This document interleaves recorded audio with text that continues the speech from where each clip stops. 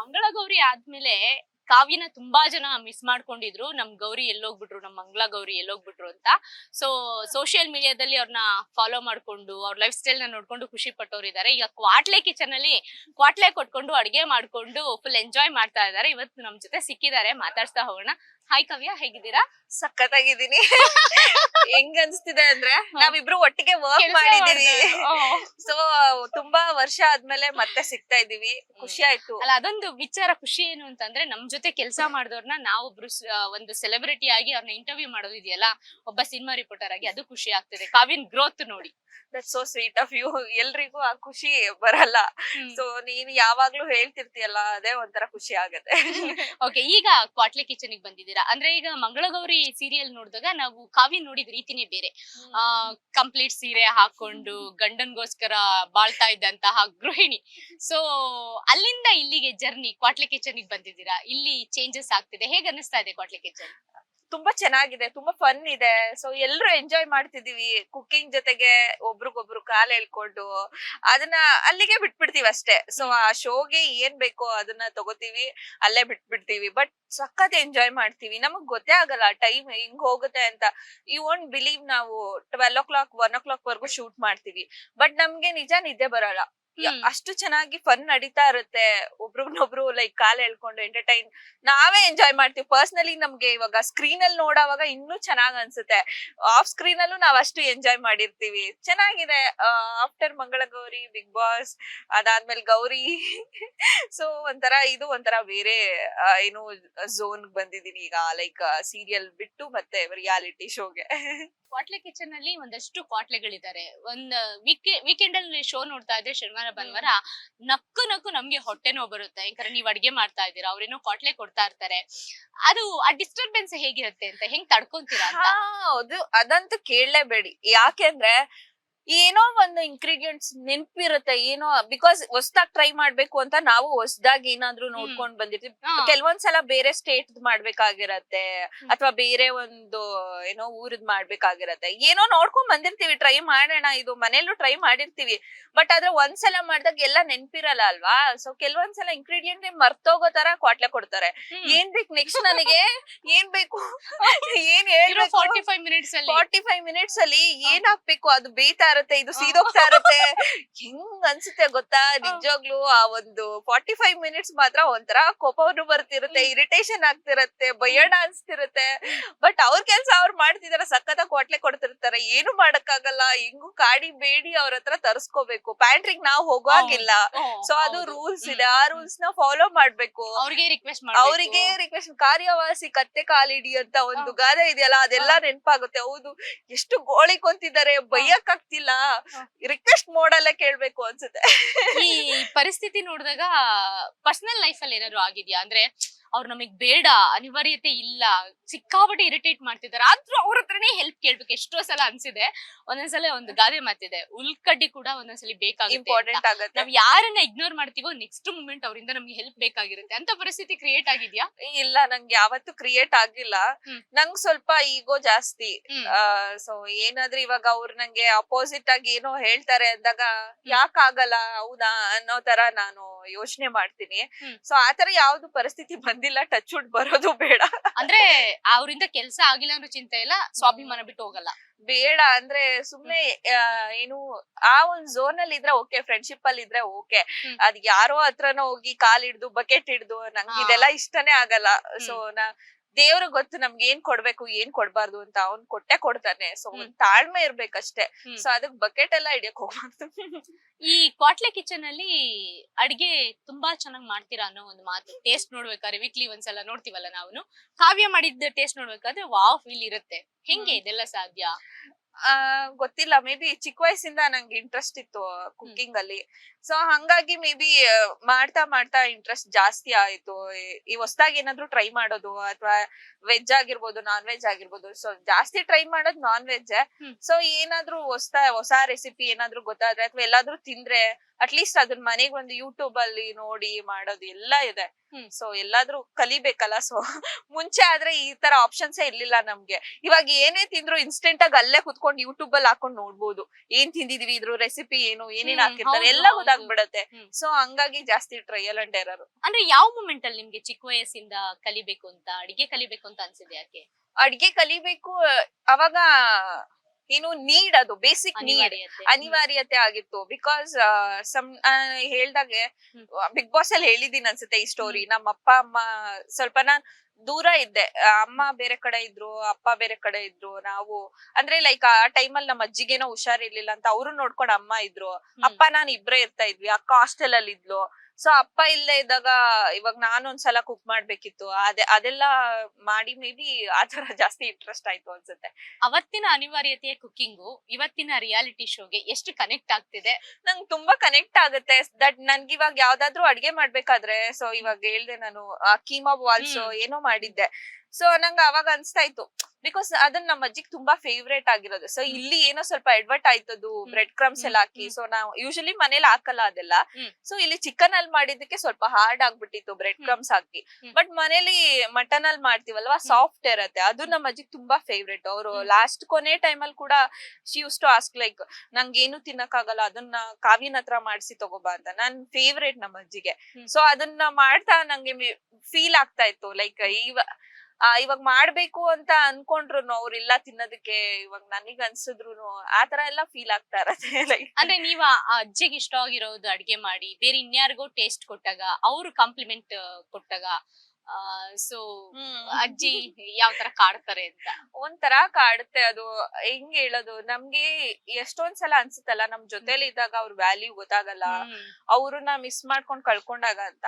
So ಅವಾಗ ನನ್ಗೇನೋ ಅಯ್ಯೋ ನಮ್ಮ ಅಜ್ಜಿ ಯಾವಾಗ್ಲೂ ಇದೇ ಕೇಳ್ತಾರೆ ಅಂತ ಅನ್ಸೋದು ಅದನ್ನ ಮಾಡ್ಬೇಕಾದ್ರೆ. ಇವಾಗ ಅನ್ಸುತ್ತೆ ಮಾಡ್ಕೊಟ್ಬಿಡ್ತೀನಿ ಒಂದ್ಸಲ, ಬಂದ್ಬಿಡು ಅನ್ಸುತ್ತೆ. ಬರಲ್ಲ ಅವರು.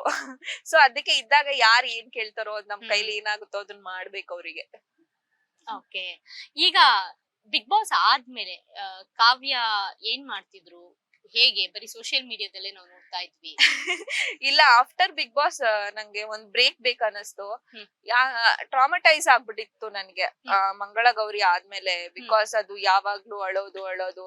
ಸೊ ನಂಗೆ ಸ್ವಲ್ಪ ನನ್ಗೆ ಅನ್ಸ್ತು, ಸೊ ಪ್ರಿಯೋರಿಟೈಸ್ ಮಾಡ್ಕೋಬೇಕು ನನ್ನನ್ನ ನಾನು. ಖಂಡಿತ ನಮ್ಗೆ ಇವಾಗ ವಯಸ್ಸಿದೆ, ದುಡಿತೀವಿ, ಎಲ್ಲಾ ಮಾಡ್ತೀವಿ. But end of the day ನಾವು ಎಷ್ಟೇ ದುಡಿದ್ರು ಒಂದ್ ನೆಮ್ಮದಿ ಇರ್ಬೇಕು, ಮನೇಲಿ ಹೋದಾಗ ಕಣ್ ತುಂಬಾ ನಿದ್ದೆ ಬರ್ಬೇಕು, ಈ ತರ ಇರುತ್ತಲ್ವಾ. ಸೊ ನನ್ಗ ಅನ್ಸ್ತು ದಟ್ ಮೇ ಬಿ ನಾನು ಇದೇ ತರ ಕ್ಯಾರೆಕ್ಟರ್ ಮಾಡ್ತಿದ್ರೆ ಮೇ ಬಿ ಮೆಂಟಲಿ ನಂಗೆ ತುಂಬಾ ಅಫೆಕ್ಟ್ ಮಾಡ್ತಿದೆ. ಬಿಕಾಸ್ ಏನೇ ಇರ್ಬೋದು, ಎಂಡ್ ಆಫ್ ದ ಡೇ ಅದ್ ಏನೇ ಕ್ಯಾರೆಕ್ಟರ್ ಆಗಿರ್ಬೋದು. ಸೊ 1 ವರ್ಷ ಓಕೆ, 2 ವರ್ಷ ಓಕೆ, 4 ವರ್ಷ ಒಂದೇ ತರ ಅಳೋದು ದಟ್ ಮೇ ಬಿ ನನ್ಗೆ ಅದು ಇಂಪ್ಯಾಕ್ಟ್ ಆಗೋಕ್ ಶುರು ಆಗ್ತಾ ಇತ್ತು. ಒಂಥರ ಫೀಲ್ ಆಗ್ತಾ ಇತ್ತು, ಲೈಕ್ ಲೋ ಫೀಲ್ ಆಗ್ತಾ ಇತ್ತು. ಆ ಎನರ್ಜಿ ಎಲ್ಲ ಡ್ರೈನ್ ಔಟ್ ಆಗ್ಬಿಡ್ತಾ ಇತ್ತು. ನಾವ್ ಎಷ್ಟೇ ಅನ್ಕೋತೀವಿ ಆಕ್ಟಿಂಗ್ ಮಾಡ್ಬೇಕಾದ್ರೆ ಇನ್ವಾಲ್ವ್ ಆಗ್ಬಾರ್ದು ಅಂತ, ಖಂಡಿತ ಅದು ಇನ್ವಾಲ್ವ್ ಆದ್ರೇನೆ ಆಕ್ಟಿಂಗ್ ಬರೋದು. ಸೊ ಇನ್ವಾಲ್ವ್ ಆದಾಗ ಅದು ನಮ್ ಬ್ರೈನ್ ಮೇ ಬಿ ಗೊತ್ತಾಗಲ್ಲ. ಸೊ ಸೀರಿಯಸ್ ಆಗಿ ನಾವು ಅಳ್ತಿದೀವಿ, ಅದೇ ಹಾರ್ಮೋನಲ್ ಚೇಂಜಸ್, ಇದೆಲ್ಲ ಒಂಥರ ಡಿಪ್ರೆಷನ್ ಫೀಲು ಏನೇನೋ ಆಗ್ತಾ ಇತ್ತು. ಸೊ ಐ ಫೆಲ್ಟ್ ಓಕೆ, ಅದೇ ತರ ಕ್ಯಾರೆಕ್ಟರ್ಸ್ ಮತ್ತೆ ಮಂಗಳ ಗೌರಿ ಮುಗಿದ್ಮೇಲೆ ಅದೇ ತರ ಕ್ಯಾರೆಕ್ಟರ್ಸ್ ಬರ್ತಾ ಇತ್ತು. ಸೊ ನನಗ್ ಅನ್ಸ್ತು ಮೇ ಬಿ ಅದ್ ನನಗೆ ಅಫೆಕ್ಟ್ ಆಗ್ತಿದೆ ಪರ್ಸನಲಿ, ನನ್ ಮೆಂಟಲ್ ಹೆಲ್ತ್ ಮೇಲೆ ಅಫೆಕ್ಟ್ ಆಗುತ್ತೆ ಅಂದ್ರೆ definitely I should take break ಅಂತ ಸ್ವಲ್ಪ ಬ್ರೇಕ್ ತಗೊಂಡಿದ್ದೆ. ಅಂದ್ರೆ ಆ ಮೂಮೆಂಟ್ ನ ಹೇಗೆ ನೀವು ರಿಕವರಿ ಮಾಡ್ಕೊಂಡಿದ್ದು ಅಂತ? ಯಾಕಂದ್ರೆ ಕಲಾವಿದರಿಗೆ ಎನಿ ಟೈಮ್ ಬಿಸಿ ಇರ್ಬೇಕು. ಸೊ ಮಂಗಳಗೌರಿ ಆಯ್ತು, ಹೌದು, ಓಕೆ, ಬಿಗ್ ಬಾಸ್ ಆಯ್ತು, ಮತ್ತೆ ಅದೇ ತರದ ಅವಕಾಶಗಳನ್ನ ನೀವು ರಿಜೆಕ್ಟ್ ಮಾಡಿದಾಗ, ನಿಮಗ್ ಬೇಕಾದ ಅವಕಾಶಗಳು ಬರ್ದೇ ಇದ್ದಾಗ, ಆ ಒಂದು ನಿಮ್ಮನ್ನ ನೀವು ವಾಪಸ್ ರಿಫ್ರೆಶ್ ತರ ತಂದ್ಕೊಳ್ಳೋದಕ್ಕೆ ಹೇಗೆಲ್ಲ ಮಾಡಿದ್ರಿ, ಏನೆಲ್ಲ ಮಾಡಿದ್ರಿ? ಸೊ ನನಗೆ ಒಂದೊಂದು ತಲೆಯಲ್ಲಿತ್ತು. ಸೊ ನನ್ ಮನೇಲಿ ಕೂತ್ಕೊಂಡ್ರೆ ನಿಜವಾಗ್ಲೂ ಅದು ಡಿಪ್ರೆಷನ್ ಫೀಲೇ ಕೊಟ್ಬಿಡತ್ತೆ. ಸೊ ಯಾವಾಗ್ಲೂ ಕೆಲ್ಸ ಮಾಡ್ತಿದ್ದಾಗ ಮನೇಲಿ ಕೂತಾಗ ಅನ್ಸುತ್ತೆ, ಸಿ ಅದು ₹1 ದುಡಿತೀವೋ 2 ರೂಪಾಯಿ ದುಡಿತೀವೋ ಮ್ಯಾಟ್ರ್ ಆಗಲ್ಲ, ದುಡಿತಿದೀವಿ ಅನ್ನೋದು ಮ್ಯಾಟ್ರ್ ಆಗ್ಬಿಡತ್ತೆ. ಅವಾಗ ಈಗ ಸುಮ್ನೆ ಕೂತಿದ್ದೀನಲ್ಲ, ಎಲ್ಲೋ ಮೇ ಬಿ ಈ ಟೈಮ್ ನ ಕಳ್ಕೊಂಡ್ಬಿಡ್ತೀನಿ. ಸೊ ನಾನು ಅದನ್ನ ಯುಟಿಲೈಸ್ ಮಾಡ್ಕೋಬೇಕು ಅಂತ ಐ ಸ್ಟಾರ್ಟೆಡ್ ವರ್ಕ್ಔಟ್. ಜಿಮ್ ಹೋಗೋಣ, ಓಕೆ, ಯೂಟ್ಯೂಬ್ ಶುರು ಮಾಡೋಣ, ಯೂಟ್ಯೂಬ್ ಶುರು ಮಾಡಿದೆ. ವರ್ಕೌಟ್ ಶುರು ಮಾಡಿದೆ. ಸೊ ಸ್ವಲ್ಪ ಅವಾಗ ನಂಗೆ ರಿಲ್ಯಾಕ್ಸ್ ಆಯ್ತು. ಸೊ ಎಲ್ಲೋ ಒಂದ್ ಕಡೆ ಬ್ಯುಸಿಯಾಗಿ ಇಟ್ಕೊಂಡೆ. ಫಿಸಿಕಲಿ ಫಿಟ್ ಆಗಿರ್ಬೇಕು, ಓಕೆ, ಮೆಂಟಲಿ ಫಿಟ್ ಆಗಿರ್ಬೇಕು, ಫಿಸಿಕಲಿ ಫಿಟ್ ಆಗಿರ್ಬೇಕು, ಈ ತರ ನಾನು ಬಿಸಿ ಮಾಡ್ಕೊಳಕ್ ಶುರು ಮಾಡಿದೆ. ಬುಕ್ಸ್ ಓದ್ತಾ ಇದ್ದೆ ಈ ತರ. ಆಮೇಲೆ ಏನಾದ್ರು ಕುಕಿಂಗ್ ಎಲ್ಲ ವಿಡಿಯೋ ಮಾಡಿ ಯೂಟ್ಯೂಬ್ ಅಲ್ಲಿ ಹಾಕ್ತಾ ಇದ್ದೆ. ಮತ್ತೆ ಟ್ರಾವೆಲ್ ಮಾಡ್ತೀನಿ, ಸಖತ್ ಸುತ್ತಿದ್ದೀನಿ. ಆ 2 ವರ್ಷ, ಈ 4 ವರ್ಷ ಒಂಥರ ಕಟ್ಟಾಕ್ದಾಗ ಆಗ್ಬಿಟ್ಟಿತ್ತು ನಂಗೆ.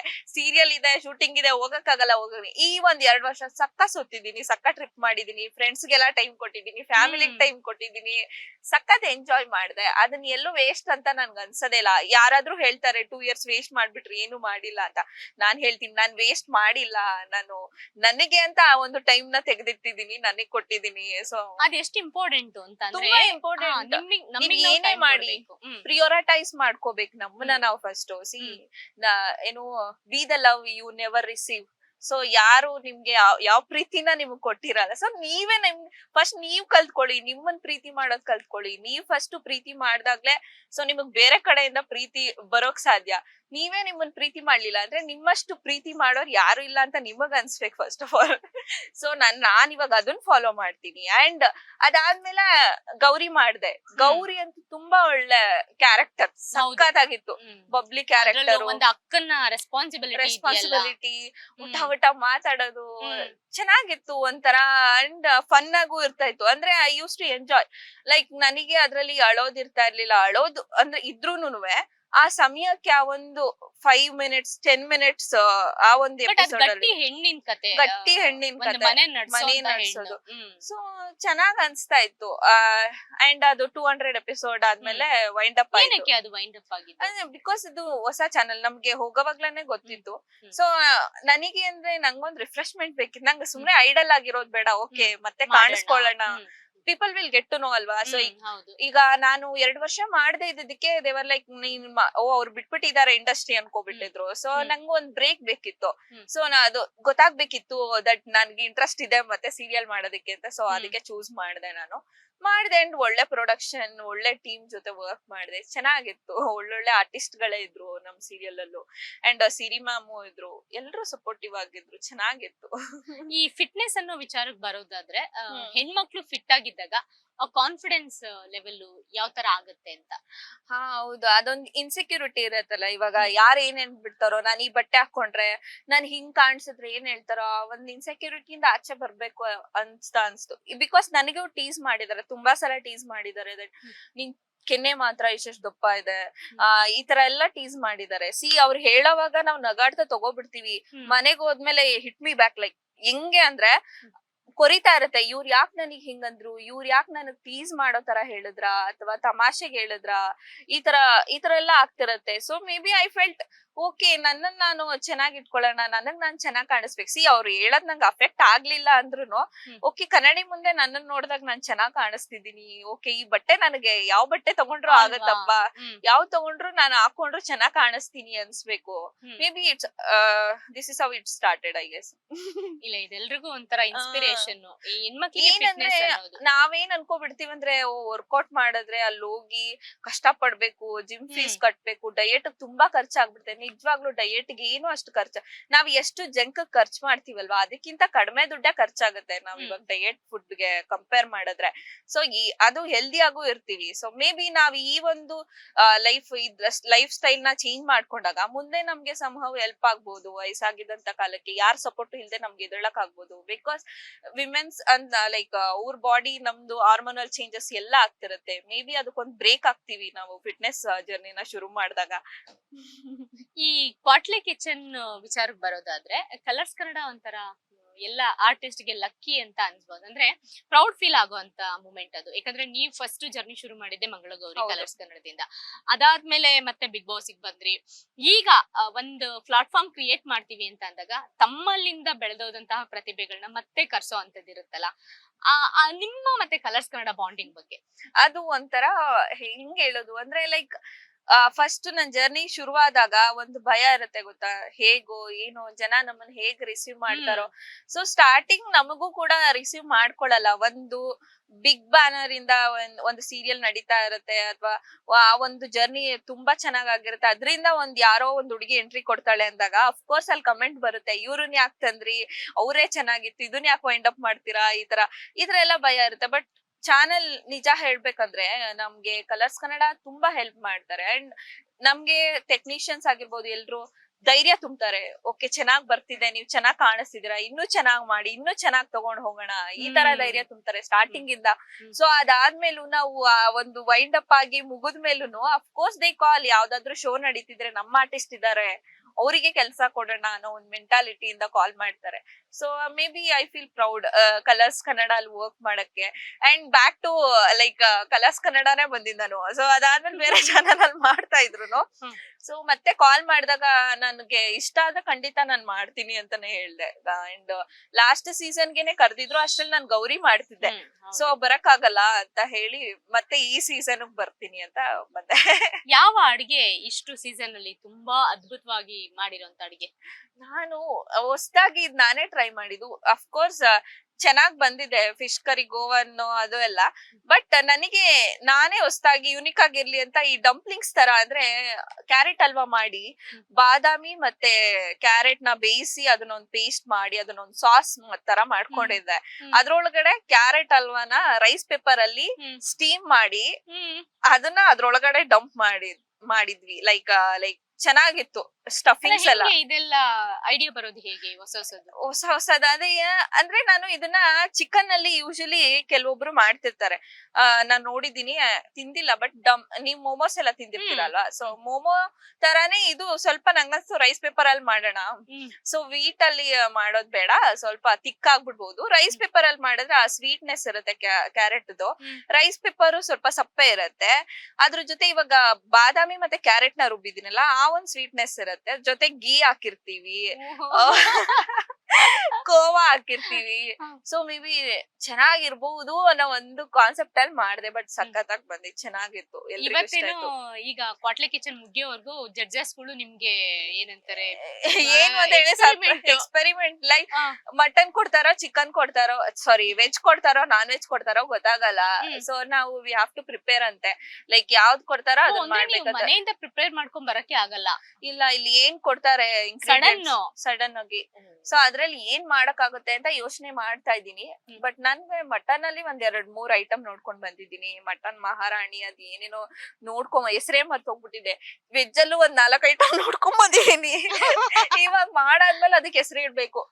ಅದೇ ನಮ್ಗೆ ಇವಾಗ ಬರ್ತಿರೋಂತ ಪ್ರಶ್ನೆ, ನಿಮ್ಗೆ ಏನ್ ಬೇಕೋ ಅದ್ ಮಾಡ್ಬಿಟ್ಟು ಹೇಗೆ ಹೆಸರು ಹೇಗ್ ಚೂಸ್ ಮಾಡ್ತೀರಾ? ಅದೇ ಇವಾಗ ಇಂಗ್ರೀಡಿಯಂಟ್ ಲೈಕ್ ಏನೇನ್ ಹಾಕಿದೀವಿ ಅದ್ರ ಬೇಸ್ ಮೇಲೆ ಒಂದ್ ಹೆಸರು ಕೊಡ್ಬೋದು. ಅಲ್ಲ, ಮಾಡೋ ಪ್ರತಿಯೊಂದಕ್ಕೂ ಕಾವ್ಯಂದು ಒಂದ್ ಹೆಸರು ಸೇರಿಸ್ಬಿಡಿ. ಬಿಕಾಸ್ ಅವಾಗ ಏನೇ ಐಟಮ್ ಮಾಡಕ್ ಹೋದ್ರು ಇದು ಕಾವ್ಯ ಮಾಡಿದ್ದು ಅಂತ ನೆನಪಾಗುತ್ತಲ್ಲ. ಈಗ ಕಾವ್ಯ ಒಂದು ಪರ್ಫೆಕ್ಟ್ ನಟಿ, ಅಂದ್ರೆ ಅಡ್ಗೆ ಮಾಡೋಕ್ ಬರುತ್ತೆ, ನಟನೆ ಬರುತ್ತೆ, ಫಿಟ್ನೆಸ್ ಮೇಂಟೈನ್ ಮಾಡಿದೀರಾ, ಲೈಫಿಗೆ ಏನೆಲ್ಲ ಬೇಕೋ ಆ ಬ್ಯೂಟಿ ಮೇಂಟೈನ್ ಮಾಡಿದೀರಾ. ಸೊ ಹುಡ್ಗ ಲಕ್ಕಿ.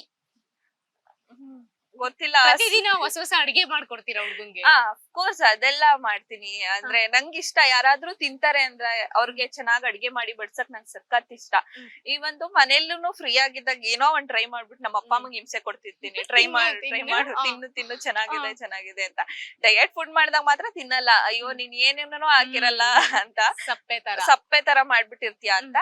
ಬಟ್ ಆದ್ರೆ ಏನಾಗುತ್ತೋ ಚೆನ್ನಾಗ್ ಮಾಡೋದಕ್ಕೆ ಆ ತರದ್ನೆಲ್ಲ ಟ್ರೈ ಮಾಡಿದಾಗ ಅಫ್ಕೋರ್ಸ್ ಟ್ರೈ ಮಾಡಿಸ್ತೀನಿ. ಬಟ್ ಅದೇ ಗೊತ್ತಿಲ್ಲ, ಹುಡ್ಗ ಸಿಕ್ಕದ್ಮೇಲೆ ಅವ್ರು ಹೇಳ್ಬೇಕು. ಹುಡುಕ್ತಿದ್ದೀರಾ? ಸದ್ಯಕ್ಕೆ ನಾನೇನ್ ಹುಡುಕ್ತಿಲ್ಲ, ಮನೇಲಿ ಹುಡುಕ್ತಿದಾರೆ, ನೋಡೋಣ. ಹೇಗಿರ್ಬೇಕು ಹುಡ್ಗ? ಸಪೋರ್ಟಿವ್ ಆಗಿರ್ಬೇಕು. ನಾನ್ ಈ ಫೀಲ್ಡ್ ಅಲ್ಲಿ ಇರೋದ್ರಿಂದ ಸಪೋರ್ಟಿವ್ ಆಗಿರ್ಬೇಕು, ನನ್ನನ್ನ ಅರ್ಥ ಮಾಡ್ಕೋಬೇಕು. ಅಫ್ಕೋರ್ಸ್ ನಾನು ಅವ್ರನ್ನ ಅರ್ಥ ಮಾಡ್ಕೋತೀನಿ. ಸೊ ನಂಗೆ ಒಂದು ಏನು ಫ್ರೀಡಮ್ ನ ಕಿತ್ಕೊಳ್ಳೋ ತರ ಇರ್ಬಾರ್ದು. ಸೊ ಉಸಿರುಗಟ್ಟೋ ತರ ಇರ್ಬಾರ್ದು. ಯಾವ್ದೇ ಒಂದು ರಿಲೇಶನ್ಶಿಪ್ ಆಗಿದ್ರು, ಫ್ರೆಂಡ್ಶಿಪ್ ಆಗಿದ್ರು. ಸೊ ಅದನ್ನ ಬಿಟ್ಟು ಅದರಿಂದ ಆಚೆಗೆ ಸ್ವಲ್ಪ ಮೆಚೂರ್ ಆಗಿ ಯೋಚನೆ ಮಾಡ್ಬೇಕು. ಬಹಳ ಮುಖ್ಯವಾಗಿ ನೀವು ಮಾಡ್ಕೊಡೋ ಅಡ್ಗೆ ಎಲ್ಲ ತಿನ್ಬೇಕು. ಹಾ ಹೌದು. ಅಂದ್ರೆ ಹೆಸರು ಅವರೇ ಆಮೇಲೆ ಕೊಟ್ಬಿಟ್ರೆ ನಡೆಯುತ್ತೆ, ಹೊಸ ಹೊಸ dishes ಗೆ. ನನಗೆ ಅನ್ಸುತ್ತೆ ಸೊ ಅವರು ಅವ್ರ ಹೆಲ್ತ್ ಬಗ್ಗೆ ಅಷ್ಟೇ ಕಾನ್ಶಿಯಸ್ ಆಗಿರ್ಬೇಕು, ಹ್ಮ್. ಫಿಟ್ನೆಸ್ ಬಗ್ಗೆ ಆಗಿರ್ಬೇಕು, ಅಥವಾ ಅವ್ರಿಗೆ ಬೇಸಿಕ್ ನೀಡ್ ಏನ್ ಬೇಕು, ಅಟ್ಲೀಸ್ಟ್ ಒಂದ್ ಆಮ್ಲೆಟ್ ಮಾಡ್ಕೊಂಡು, ನಾನ್ ಮನೇಲಿ ಇಲ್ಲ ಅಂದ್ರೂ ಅವ್ರ ಒಂದ್ ಆಮ್ಲೆಟ್ ಮಾಡ್ಕೊಂಡು ತಿನ್ನೋ ತರನೋ ಆ ತರನಾದ್ರೂ ಇರ್ಬೇಕು. ಅಟ್ಲೀಸ್ಟ್ ಬೇಸಿಕ್ ಅಡ್ಗೆನೂ ಗೊತ್ತಿರ್ಬೇಕು. ಬೇಸಿಕ್ ಗೊತ್ತಿರ್ಬೇಕು. ಅಂದ್ರೆ ನಿಮ್ಮ ಫೀಲ್ಡ್ ಅಲ್ಲಿರೋ ಹುಡುಗನೇ ನೋಡ್ತಿದ್ದೀರಾ ಅಥವಾ ಇಲ್ಲ. ಬಿಸ್ನೆಸ್ ಮ್ಯಾನ್ ಆತರ? ಈ ಫೀಲ್ಡ್ ಅಲ್ಲಿ ಬೇಡ ಇರೋದ್ನ ಅಂತ. ಬೇಡ ಅಂತ. ಯಾಕಂದ್ರೆ ನೀವು ಶೂಟು, ಅವರು ಶೂಟು, ಆಮೇಲೆ ಮನೇನೆ ಶೂಟ್. ಶೂಟಿಂಗ್ ಸ್ಪಾಟ್ ಆಗೋಗುತ್ತೆ. ಎನಿವೇಸ್ ಕಾವ್ಯ, ಈಗ ಕ್ವಾಟ್ಲೆ ಕಿಚನ್ ಫಿನಾಲೆ ಇನ್ನೊಂದ್ ಸ್ವಲ್ಪ ದಿನದಲ್ಲೇ ಇದೆ. ಈ ತಿಂಗಳು ಅಥವಾ ಮುಂದಿನ ತಿಂಗಳಲ್ಲಿ ಬರಬಹುದು. ನಿಮ್ಗೆ ಗೆಲ್ಲೋದು ಎಷ್ಟು ಭರವಸೆ ಇದೆ ಅಂತ? ಅಫ್ಕೋರ್ಸ್ ನಂಗೆ ತುಂಬಾ ಸಲ ಅನ್ಸುತ್ತೆ ಹ್ಮ್. ಗೆಲ್ಬೇಕು, ಒಳ್ಳೊಳ್ಳೆ ಅಡ್ಗೆ ಮಾಡ್ಬೇಕು, ಬಟ್ ತುಂಬಾ ಟಫ್ ಆಗಿದೆ ಕಾಂಪಿಟೇಷನ್. ಅಂದ್ರೆ ನಿಮಗೆ ನೀವೇ ಅನ್ಕೊಂಡ್ಬಿಟ್ಟಿದೀರ ನಾನ್ ಅಡ್ಗೆ ಚೆನ್ನಾಗ್ ಮಾಡ್ತಿಲ್ಲ ಅನ್ನೋದು?